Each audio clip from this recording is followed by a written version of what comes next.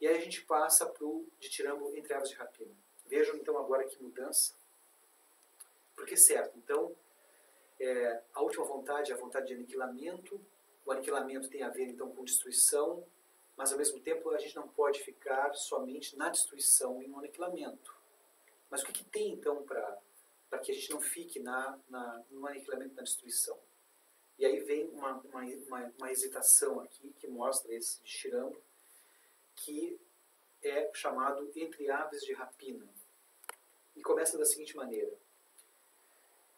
O narrador, que de novo então é Dionísio, ele agora conversa com Zaratustra para mostrar o problema dessa saída, ou seja, o problema desse aniquilamento. O narrador, ou seja, Dionísio, diz: mas tu, Zaratustra, ainda amas o precipício. Ora, a imagem do abismo remete para algo sem fundo, sombrio, escuro, aniquilador e, portanto, destrutivo. O narrador pergunta, ou seja, Dionísio pergunta a Zaratustra se ele não é como um abeto, que fica ainda agarrado à encosta do abismo. Esse estar agarrado indica que ainda há algo que Zaratustra resiste, algo em Zaratustra, então, ainda que o faz resistir a esse aniquilamento. Quando a gente pensa no abeto, o que é o abeto? O abeto é um tipo de arbusto, né? Um tipo de arbusto que justamente tem ainda umas raízes que não deixam rolar. Ele vive à beira do abismo e com essas raízes, mas ele ainda está preso na borda do abismo, ele não cai, ou seja, não se destrói, não se deixa destruir, cair e rolar para o fundo do abismo, então se destruir. E Dionísio pergunta: serás ainda como o abeto?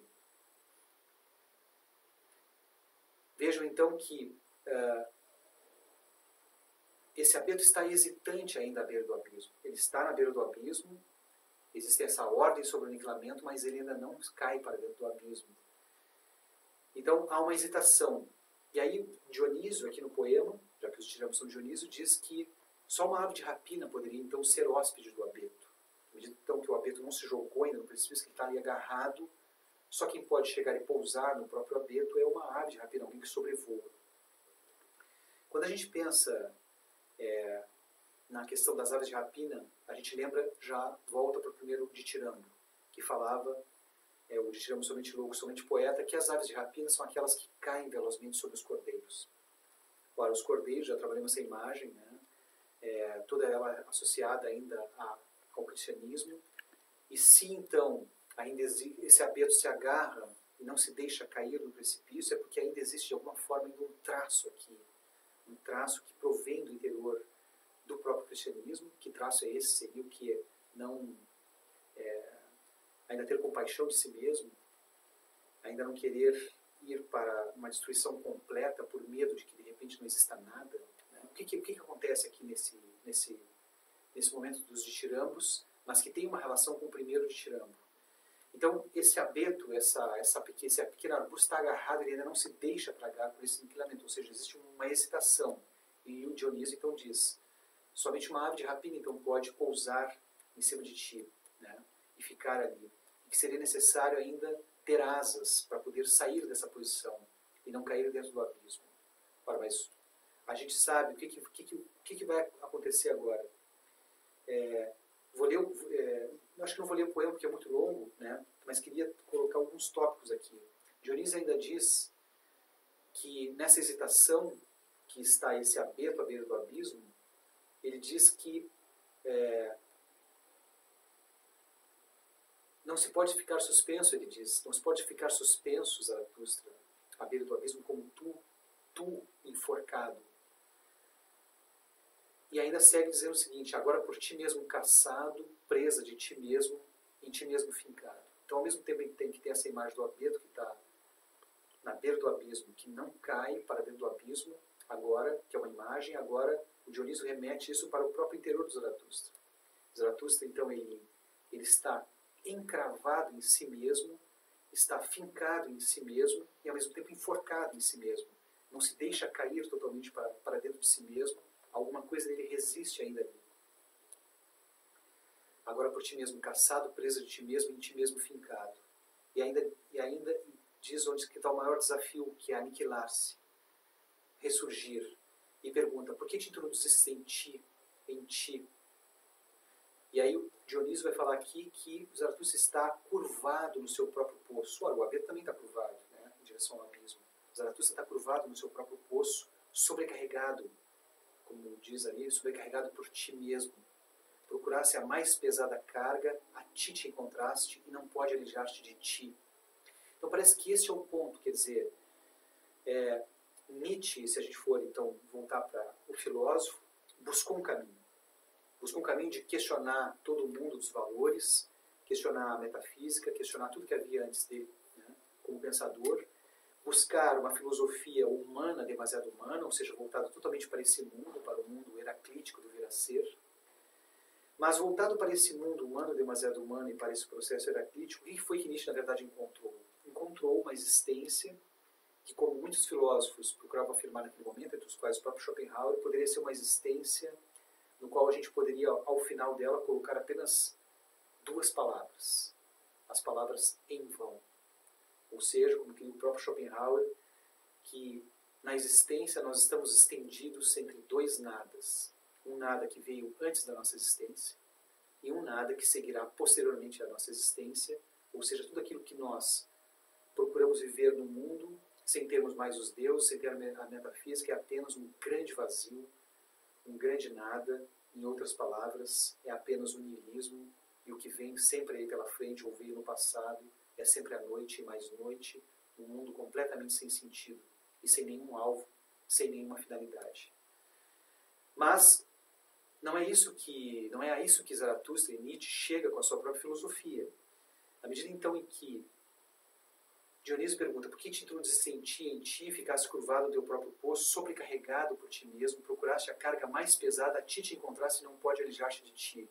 Porque esse é o ponto onde está todo, digamos assim, onde vai ter a virada para inclusive assumir esse abismo. Que ponto é esse? E aqui nós nos encontramos com o pensamento do eterno retorno do mesmo. Ora, no pensamento do eterno retorno do mesmo, tal como Nietzsche havia colocado na Gaia Ciência, no parágrafo 341, a questão toda consiste no seguinte: queres viver esta tua vida ainda uma vez e ainda infinitas vezes? Ora, quando a gente faz essa pergunta, se eu quero viver esta minha vida, tal como eu a vivi até aqui, se eu a viveria ela ainda uma vez, essa mesma vida, e ainda infinitas vezes, o que acontece? Eu sou, na verdade, o meu próprio peso mais pesado, no sentido de que, se eu não consigo aceitar a minha existência tal como ela foi até aqui, é evidente que eu tenho, então, um grande sofrimento por essa existência e não suportaria viver essa mesma vida mais uma vez e ainda infinitas vezes. Então, por que esse próprio peso pode ser eu mesmo? Justamente por causa disso. Que requer uma afirmação de todas as coisas, inclusive daquilo que havia sempre e há de mais trágico, de mais sofredor na minha própria existência. Então, dizer sim a si mesmo, ou seja, dizer sim a que todas as coisas retornem, a que todas as coisas no espaço cosmológico retornem, e ao mesmo tempo no espaço cosmológico onde está a minha existência, e com ela todas as coisas que eu vivi, é fazer uma fronte à ideia de que nós podemos abolir o sofrimento. Quando se diz sim a todas as coisas, se diz sim inclusive ao sofrimento, a essa carga das coisas que foram pesadas, dessas coisas que levam para um abismo, digamos assim, mas na medida em que eu digo sim a tudo isso que compôs a minha existência, o que havia de mais pesado, e afirmo, eu também me vinculo a tudo que há de mais leve, a tudo que houve de prazer, e não só de dor, a todos os momentos que foram bons e a todos os momentos que foram ruins. Então, essa afirmação. Só que aqui ainda no momento, quando a gente está aqui entre aves de rapina, Zaratustra ainda não fez ainda essa afirmação. Ele ainda está hesitante. Ora, na medida que ele está hesitante, que ele é esse que está encurvado sobre o seu próprio poço, que ele está sobrecarregado por si mesmo, que ele procurou aquilo que havia de mais pesado e encontrou a si mesmo e não pode livrar-se de si mesmo, ele ainda está, então, encurvado entre dois nadas, como diz o próprio Dithyrambo. Ele é um ponto de interrogação, um enigma, para aves de rapina, como vai dizer aqui no interior desse ditirambo. Se a gente então lembra que no próximo ditirambo, que é o sinal de fogo, o que a gente tem ali? Repete-se, como vimos, a ideia daquele nada, né? De estar entre dois nadas. Tem a ilha no mar, ela é algo cercado, a gente pode dizer por essa imagem, né? Por esses dois nadas, ou seja, ela está no mar, surge e está cercada por dois nadas naquela imensa noite escura. Zaratustra, ou sua alma, é uma chama naquele momento ali, que sobe em direção ao céu.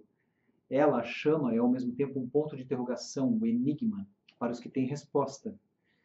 As aves de rapina, como a gente viu agora no anterior, são aquelas que têm resposta. Mas a sua resposta, no entanto, não é a resposta mais correta, pois seria somente uma resposta da destruição. Mas se lá no ditiramba anterior havia a questão das aves de rapina, é importante notar que aqui a própria alma, que é uma chama, ela está indo em direção ao céu na forma de uma serpente.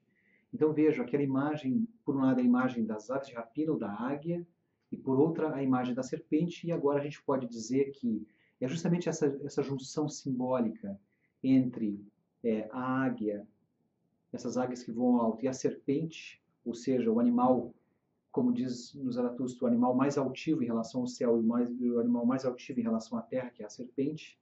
A junção desses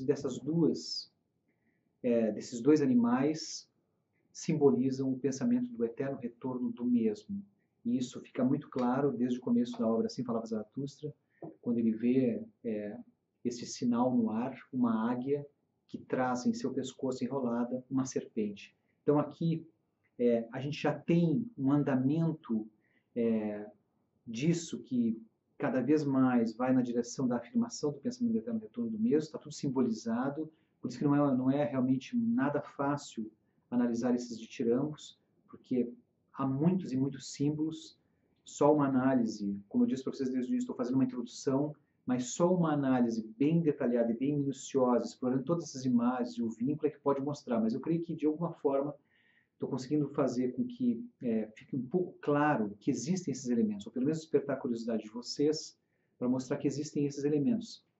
Então nós sabemos que a serpente enrolada no pescoço da águia é o próprio símbolo do eterno retorno do mesmo. Aqui, inclusive, nesse ditirambo, sinal de fogo, Zaratustra reconhece que conhece 6 solidões, que ele já conhece, ele quer, ou ele está disposto a ir para uma 7ª e última solidão. Bem, então ele quer ir para uma 7ª e última solidão, lança uma chama impaciente, uma chama que tem inclusive o formato de uma serpente, quer uma resposta àqueles que já têm resposta, né, que são aqueles, como já vinculado ao ditiramba anterior, poderiam ter uma resposta para esse enigma. E qual é a imagem, então, que vai surgir logo em seguida, depois desse ditirambo, que é o ditirambo sinal de fogo? Ora, o próximo chama-se justamente Sol Poente. Lembrem, de novo, lá do quando ali sua sombra, na medida que o Sol cai, a sombra desaparece. Então, a gente tem, novamente, uma imagem, essa imagem do Sol Poente, associada àquilo que a gente já vinha falando da questão da noite, do aniquilamento, da última vontade, da questão do abismo, lá do abeto cair em direção ao abismo, alguma coisa escura. A 7ª solidão tem muito a ver com isso que vai acontecer, né? Então, um ditirambo chamado Sol Poente, o que ele significa? Se o ditirambo anterior era um anseio, a primeira frase desse ditirambo é bastante precisa. Diz o seguinte ali: não demorará muito a saciar-te a tua sede, coração incendido. Paira no ar uma promessa, de bocas desconhecidas chega até mim um sopro. Literalmente, o que está marcado aqui são as palavras recordação e sede. Além disso, em relação ao ditirambo anterior, que era uma exortação aos navegantes sem rumo, a tudo que era solitário, há uma exortação para obter uma resposta. Havia uma exortação para obter uma resposta. Mas agora no ditirambo Sol Poente se diz: de bocas desconhecidas chega até mim um sopro. E há um aviso: não perguntes por quê. Ao mesmo tempo, nesse ditirambo fala-se no bafo do rochedo. Ora, bafo do rochedo, a rocha, lembremos do outro ditirambo que falava na pedra do sacrifício. Antes era noite, agora fala-se meio-dia. Porque se no ditirambo anterior havia a grande noite para a qual aquela chama ia, Agora tudo inverteu e fala-se do meio-dia. O meio-dia, como eu disse para vocês, é o momento que não tem mais a sombra, né? E há um aviso também. Esse aviso que não pergunta para por quê. A pergunta por quê é sempre uma pergunta direcionada ao sentido, né? Mas por que tudo isso? Ora, o próprio pensamento do eterno retorno, os sofrimentos de Dionísio, essa questão toda que vai da destruição, a criação das coisas que existem, quando a gente coloca a pergunta do porquê, a gente pergunta pelo sentido. Qual é o sentido da destruição? Qual é o sentido da felicidade? Qual é o sentido de que todas as coisas existem e ao mesmo tempo se destruam, passem de forma tão rápida? Ora, a questão do sentido, do para quê, é uma questão que deve ser evitada. As coisas são como são, diz Dionísio. Elas apenas são assim. Existe esse vínculo entre aniquilamento e alguma coisa que se constrói. E assim é o mundo que é um mundo dionisíaco. Além disso, a gente pode ainda finalizar a abordagem apenas rápida de Tiramo dizendo o seguinte, que se antes era noite, então, como eu disse, fala-se agora em meio-dia, fala-se que o par do abismo reflete ainda felicidade para as alturas. E existe uma chave aqui que diz o seguinte, dia da minha vida, aproxima-se a noite, em redor só ondas e o seu jogo. Aproxima-se a noite, então estamos agora na iminência de chegar essa noite, né? Naquilo então que constitui finalmente então um cair para esse fundo do abismo, chegar à sétima solidão, e aqui nessa aproximação da noite tem também essa imagem de que ao redor só existem as ondas, como dizia no destino anterior, que é o mar, né? O mar com essas ondas, esse lugar que está entre dois nadas, as ondas e o seu jogo. Essa imagem do jogo, ela é absolutamente importante também associada ao pensamento do eterno retorno, pois quando a gente lembra das 3 metamorfoses pela qual passa o espírito, lá no Zaratustra, que o espírito, primeiramente, ele é o camelo, depois o camelo se transforma em leão, e o leão é criança, e aí o Nietzsche diz lá que a criança é um novo devir, uma roda que gira por si mesma, um jogo. O que é esse jogo, né? Bom, isso fica para o tema do nosso próximo encontro.